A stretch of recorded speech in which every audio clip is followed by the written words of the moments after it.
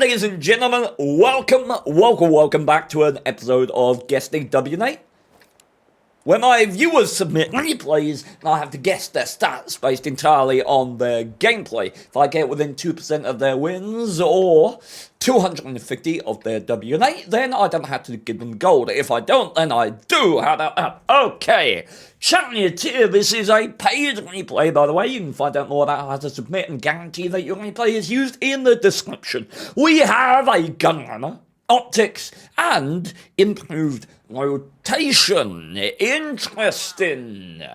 Let's see. Oh, we got no engine noises. Well, how very sad. Bear with me. I will get those back in just a moment. But we're preloading premium hash. We only have one standard HE. Isn't that interesting? Well, no, it's not really interesting because other than a financial consideration, there's really no motivation whatsoever for taking the third shell type, those hash shells, right? Because they only have 105mm pen, which is nice. That's good HE, to be clear. 480 alpha damage, certainly adequate for this 400 millimeter, goddamn, 400 alpha damage gun. But the hair shells that we're carrying right now are premium, and they have 210mm pen with the same alpha damage. This is pen you would find on the premium of the Centurion 7.1, and it's pleasant at that tier. And standard shells are APCR 268mm of pen. Now, coming up towards C2, C3 here, certainly viable, not just with the hash, but we've got 10 different years of gun depression on this vehicle, so a decent amount of flexibility to be working this position, especially considering that we have 52 kilometers per hour top speed. 20 in reverse, and 20 in reverse is very good, so after taking a shot here, might be able to actually skedaddle away before getting a retort from an enemy tank. Oh, and there's the side of phase 1. Good connection, 505. You gotta love seeing those alpha damage rolls above 500. Absolutely gorgeous. Let's talk about the gun, shall we?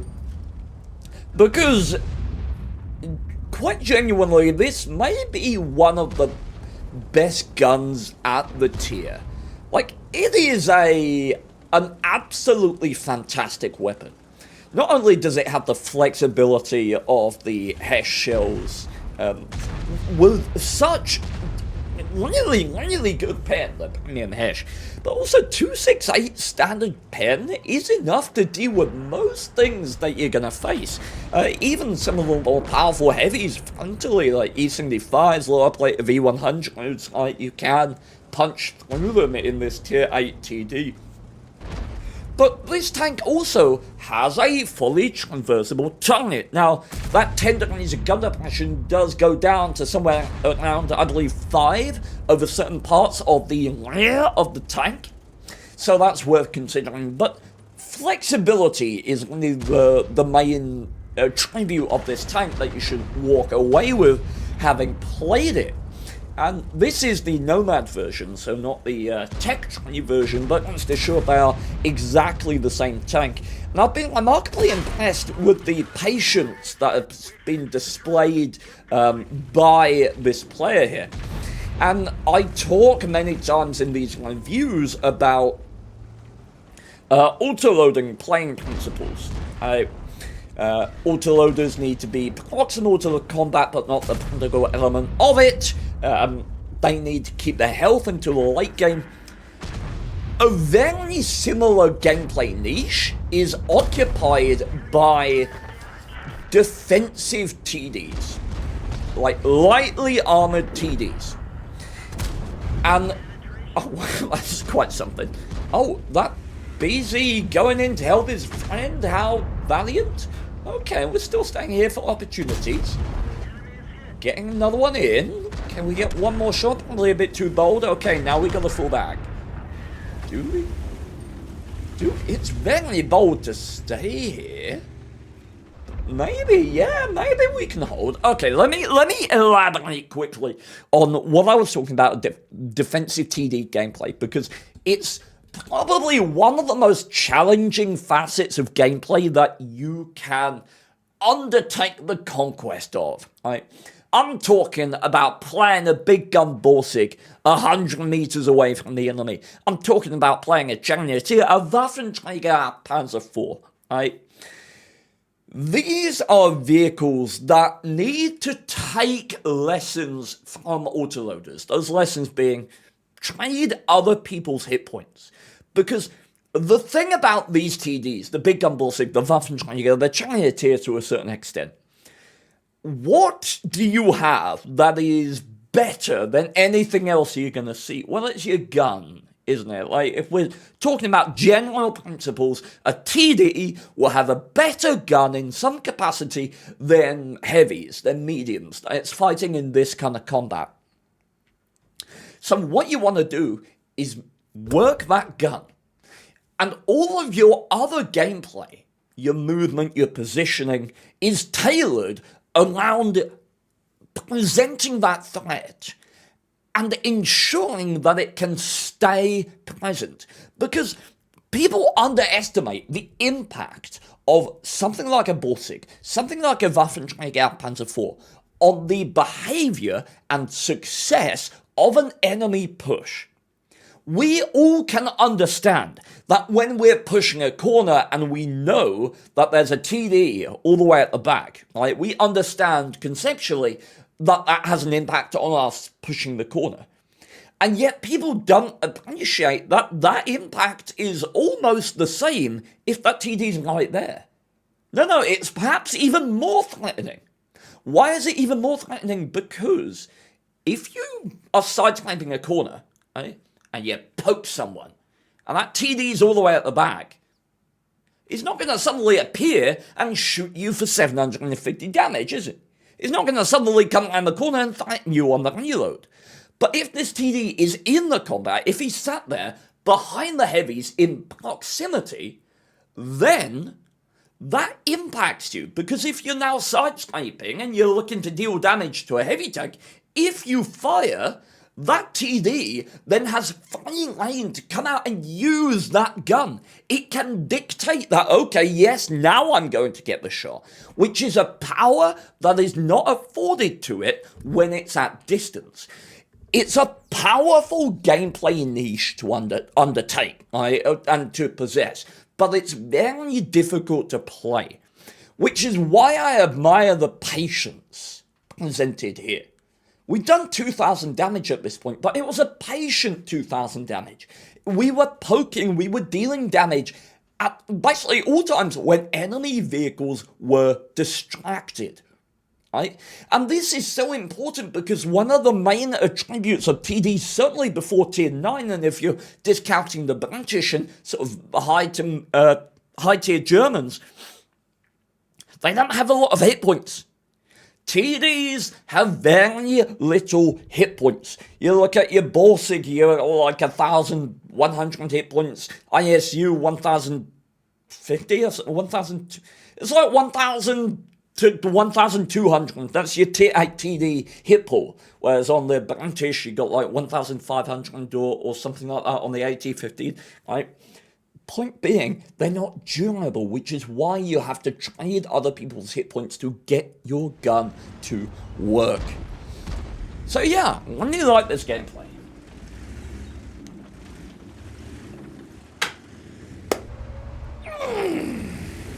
Cheers, chat! A toast!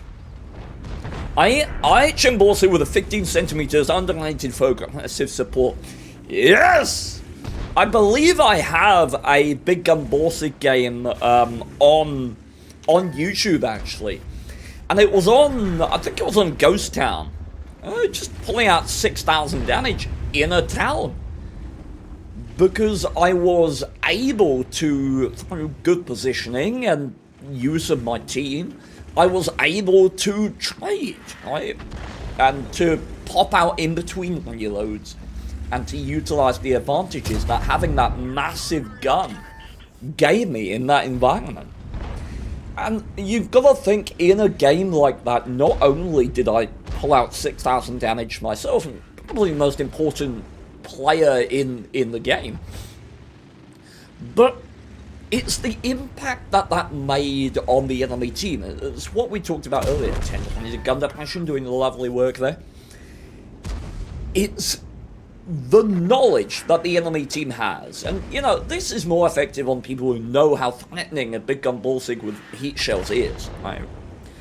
But it changes the way they play, because they know that threat is there. It's like when you know there's a Yakpanzer, or when you know there's a shit bomb around the corner, you play a little differently, right? And so I would encourage you, it's a nice opportunistic play, I would encourage you, if you are a sort of 55% player, and you want to start upping your skill ceiling and getting better, try taking your TDs that you've always, that's unfortunate, try taking your TDs that you've always played very defensively and at the back and as distance support, try taking them into a bit of heavy water, you know? Proximal to the combat, and try working that. Try and understand how that dynamic works, because... Oh, do it. Hesh. Where's the Hesh shell, my man? You're 9. You got 1, you could have pinged in with a standard Hesh. Disgraceful behaviour. Snap it. Yeah, worth a go. But yeah, if you're 54, 55... try taking those TDs in, because it's a type of gameplay that's quite hard. Oh, that's nice. Don't get picked up at the end. Might get one more shot of damage if we're lucky.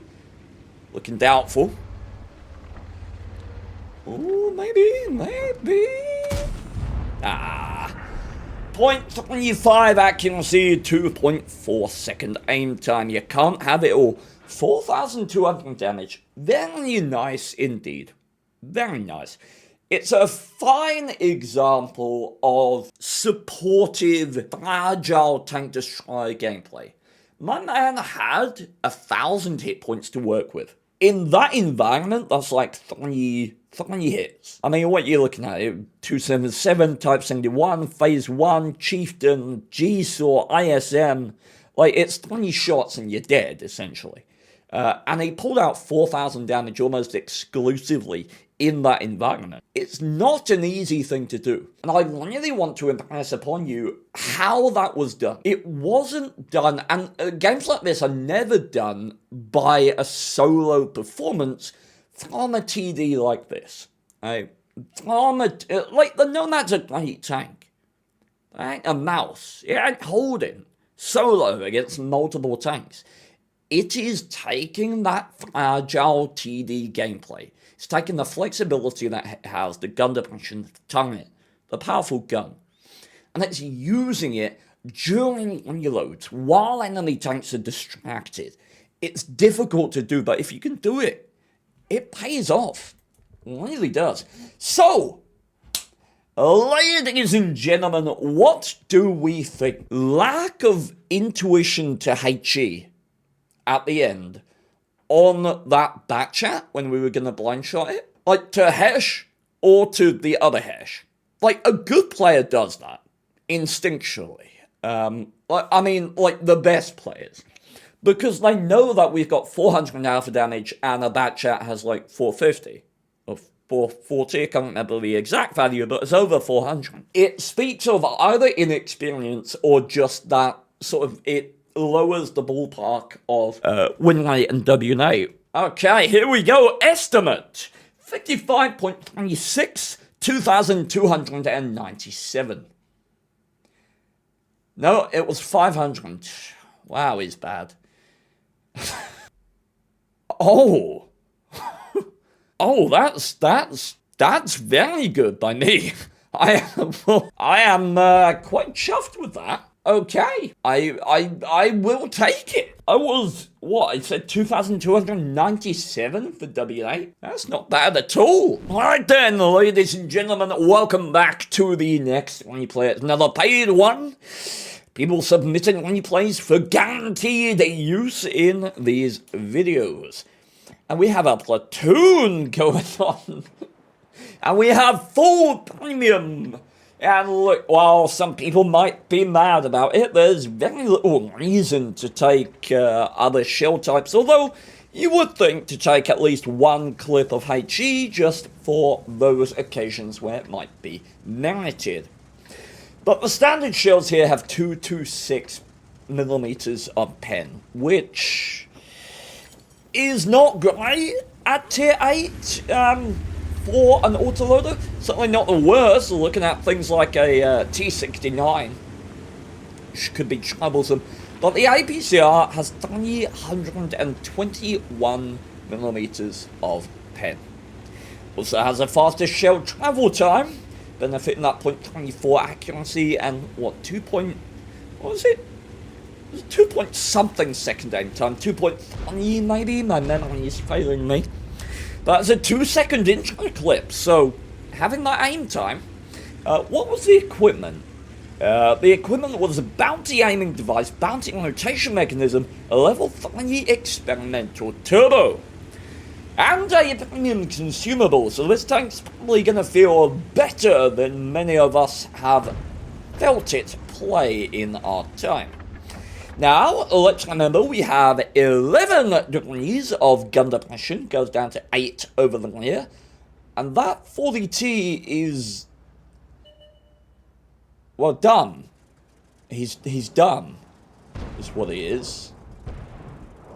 What, like, what? How was that ever? Oh my word.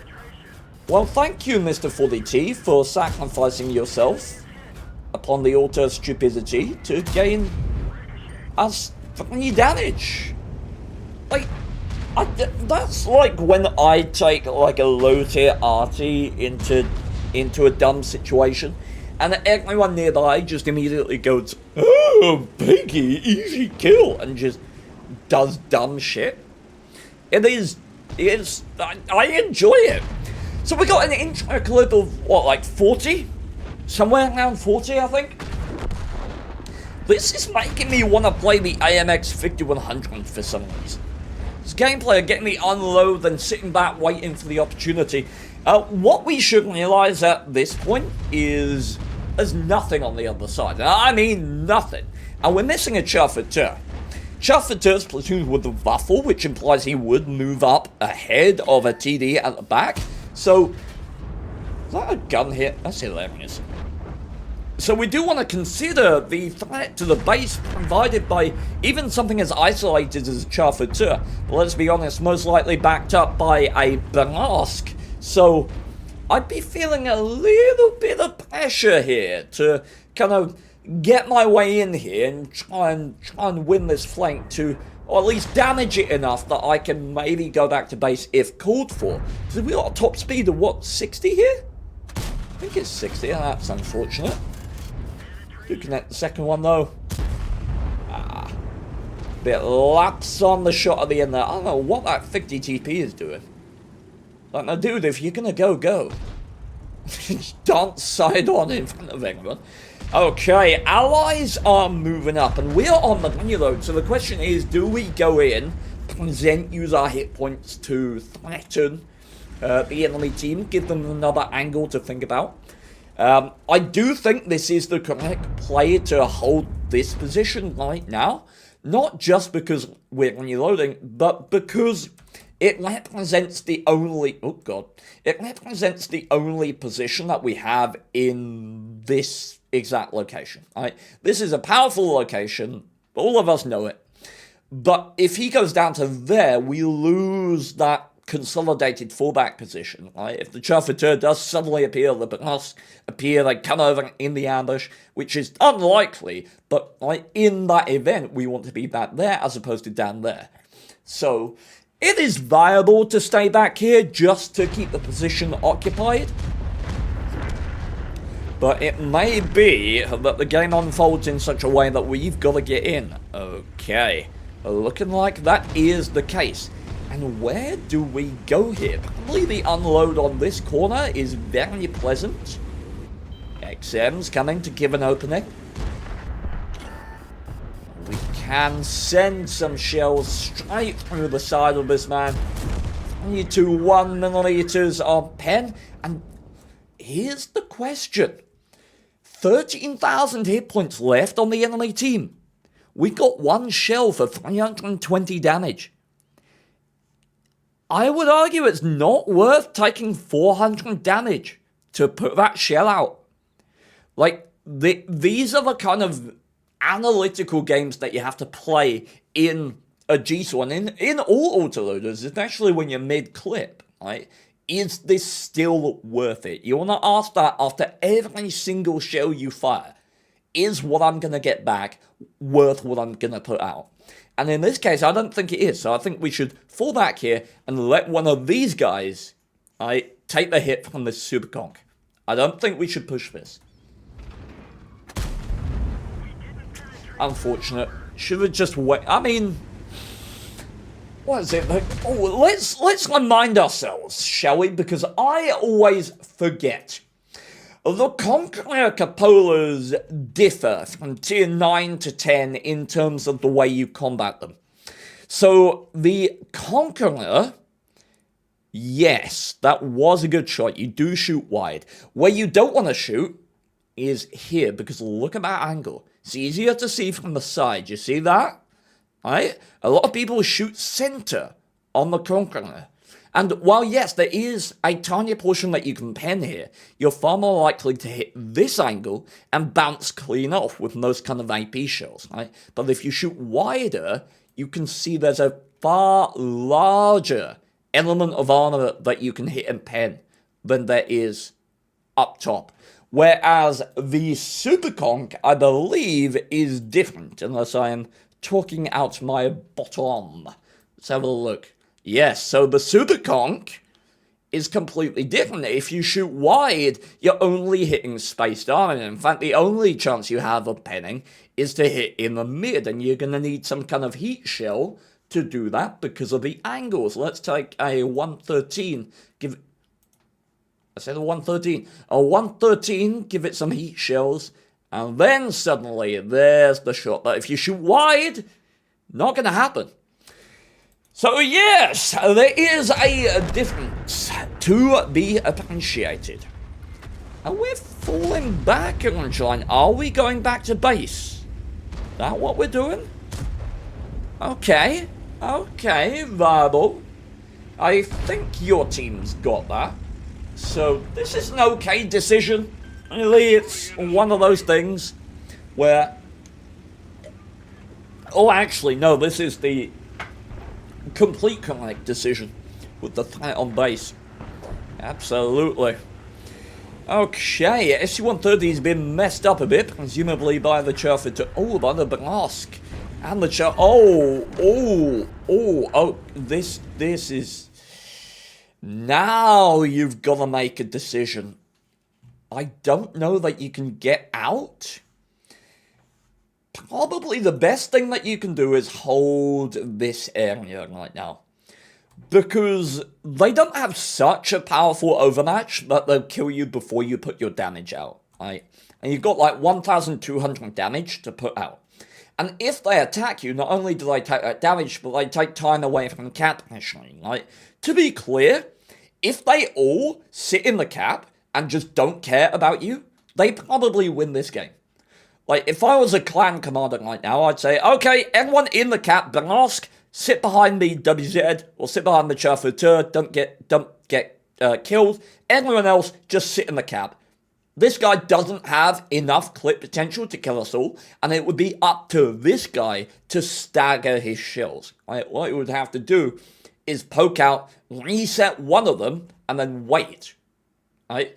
Wait, and then poke out and try and reset another one. He would have to stagger his clip in order to win. But the best play right now is likely to sit there. Because if they come and kill you, they're gonna go like, oh, wow, you can actually get out here. I did not think there was a way out there. Okay, fair enough. Well done indeed. Oh, don't particularly... I guess we're scared of the STRV down low, but you just stay there. Like, why not just stay there? I literally, like, Why are we going all the way up here, exposing ourselves? Like, if we just stay here, pour some fire into the BZ, our team come down here and we have crossfire. I don't like moving up here. I'm not a fan. I am not a fan. Not only do you get further away from the base, but potentially we're gonna take a shot in the AS. But okay, we made it. Oh, and that WZ is gonna get absolutely slaughtered by the tanks behind him, I think. That's why I was talking about crossfire. Look. Look at the threat. It's why I wanted to be in that position. 1, 2, should take a shot. Doubts is. There's the STRV. Okay. Fair enough. Fair enough indeed. Very nice. Right. Come down the right side of this, not the left. The right side, not the left. Beautiful. Why do we come down the right? Well, because if we go down the left, we're isolated from our network of fire support. Right? We go down this way. We don't know exactly what's going to happen, but maybe we randomly get charged by the Chauffeur. If that happens over here, he can kill us. If that happens over here, he can't. It's very, very simple. Plus, we get to use this slope to get up to our top speed. Lovely, lovely, lovely. Okay, ISU in the corner. And now we use patience. Okay? We are under no pressure right now. Honestly, I just wait on this corner. Examine the cap austerely, try and find out where the enemy tank was. And I'd leave it a little bit. I'd let him sit in the cap. Honestly, if a tank like a Chauffeur, a Balask at this stage, is sitting in the cap, they're not threatening. Like, this is a losable game. Very losable. This Chauffeur, if he's in full health and sitting in the cap, he's misplaying at this point. Because taking the high ground here, going up this way, even poking on the edge to see what he can see in the middle. Like, these guys can very easily win this game. Very easily. So, I let them sit in the cap. I'd say, okay, you want to sit in the cap? That's fine. I'm going to wait until these guys get something going on. I'm going to wait until my platoon mate goes in there. If all 3 of these guys YOLO this position, they can counter cap pressure. Right? I don't want to reset that cap and encourage the enemy team to do something more useful. Right? I'll wait until there's like 20 seconds left on the cap, and then I'll poke it on reset. Waste more of the enemy team's time, waste more of their potential, and give my team more time to dig out this difficult ISU and put up cap pressure of our own. And I don't like this. Why do I not like this? Because we are not sure. There are 2 very mobile, very stealthy mediums in this game. We don't know which one is in the cap. More than likely it's the Balask, because that's the most logical tank to put in the cap at this point. The Chauffeur's got some health, he can still work, he can go places, take some hits. But the point being, this entire land is uncertain territory at this point. No, it is completely uncertain. So moving up in this land leaves you viable for pokes on the entirety of this.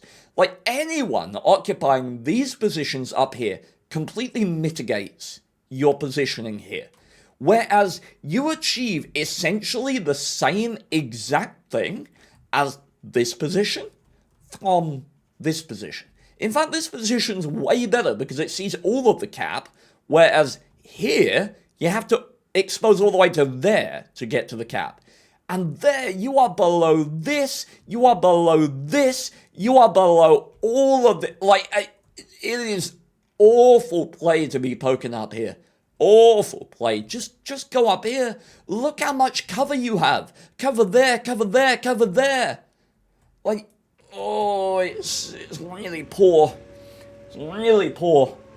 We'll see, maybe it'll work out. Okay, just gotta hope that no one pokes up on the right side. 45 seconds left on the cap. Look at this thing crawling its way up. Okay. And patience. Blask is on that side. Okay, it's the Chauffeur. Alright. Okay, maybe... Do you wait here? There's a... Chat. I genuinely don't know. Would you wait until like 15 seconds to poke? Is there a way that the char's concealed in this cap? Let's have a look. No? Is that... I mean, if he sat here, can he? No? Not really? Because the purpose of waiting is that this ISU is gonna die. Right? This ISU is gonna die. And we have cap pressure. I don't know. Maybe it's me just overplaying my hand. Probably is. Okay, engine shots, please, my man. Engine shots. Do not be threatened. At this point, you are not threatened by this guy. You can't afford to move between shots. He has 4 seconds. 4 seconds between the shells, you have 2. You unload, at max you take 2 shots. Engine. You're not killing him in a single clip. You need to be putting every shell right here. Engine, fuel tanks. Shoot for those modules. They will win you games. Okay, and that's a lucky shot by the Char. And on average, you live this. On average. Running back towards network of support. We like this. We know he's got 1 shell left. Oh, and a perfect average roll on the Chauffeur. Okay. Ooh. And at this point, you can't isolate. You can't. Just stay where you are. Oh, lovely. Lovely, lovely, lovely. Okay. Why?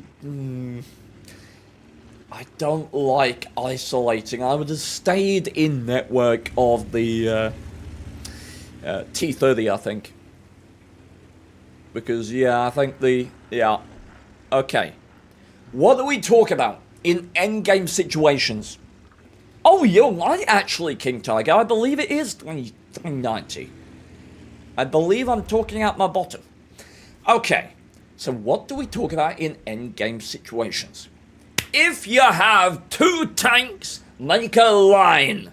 If you have 3 tanks, make a triangle. If you have 4 tanks, make a square. Alright? This supports this. That's, and this is just, but, I mean, look. Both of them are playing badly. Both of them are playing badly.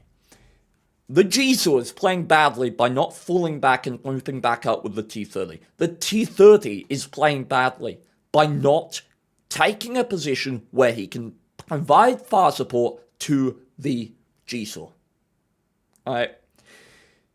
Make a line. Hammer it into your head. Alright. If you have 2 tanks, you make a line. This supports this. And I'm not talking specifically like G4 supports A7. No. The principle is if you have 2 tanks, one supports the other. Regardless of where they are, what situation it is, one supports the other. This supports this. This supports this. This supports this. Like, it's networking. Established networks of fire support. And that is the same with the triangle when you have 3 tanks. This supports this, supports this, supports this. All of your tanks need to network. That is how you utilize numbers. If you have 4 tanks, you make a square. This supports this, supports this, supports this, supports this. It's very simple. Oh, and an isolated G-Saw against it. I mean, what are we doing? What are we doing? I mean, at this point, you just have to gamble it, essentially. You just have to get, unless you, because at this point you can't get back across to your T30. It's just not going to happen. And the T30 is playing really poorly by stuffing himself away in the corner there. He can take a clip from that blast, for sure. Now we're doing spotting checks, it would seem. But where's the communication in chat? It's telling, hey, T30, come on, support me. I'm doing a thing. Oh, this is going to be interesting. And in this circumstance, were they in this misplay? Because to be clear, everything that's going on right now is misplay by merit of them not being networked, right? T30 is not supporting the G-Saw, G-Saw is not supporting the T30. But within this misplay, there's no way to...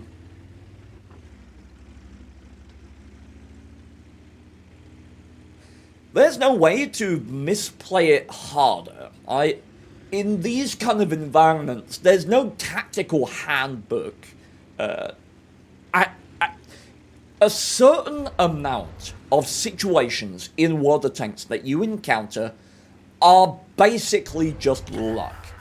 You can do a great deal to give yourselves better chances of winning games and having better results. You can do a lot. A lot of it is in your power.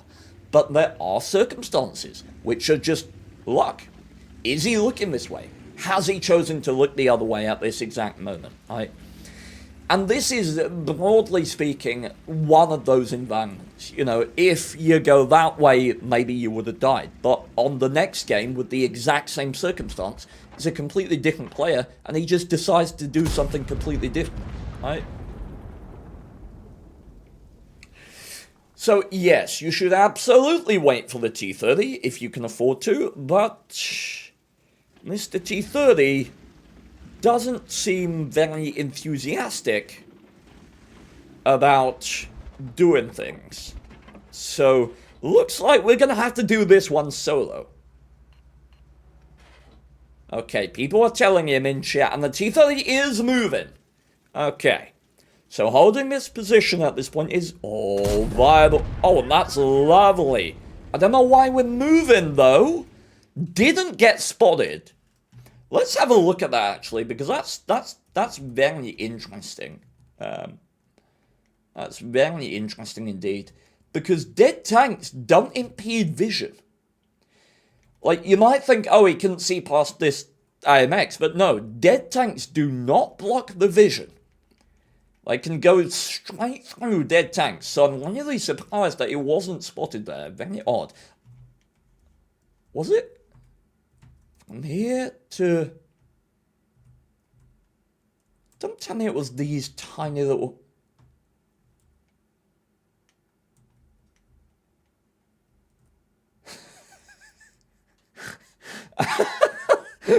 You've got to be shitting me. No, there's no way. There's no way. Is it at perfect angle? Is it at the It might just be, you know. It might just be. I don't know, man. If it's modeled like at the maybe this as well. That's wild. Hey, shrubbery! Okay, alright. Don't fuck it up now, please. Okay, can we why? Just I'll walk you. I'll give you a walk. Come on, little G-Saw, let's have a walk. Let's go for a magical mystical journey. I'm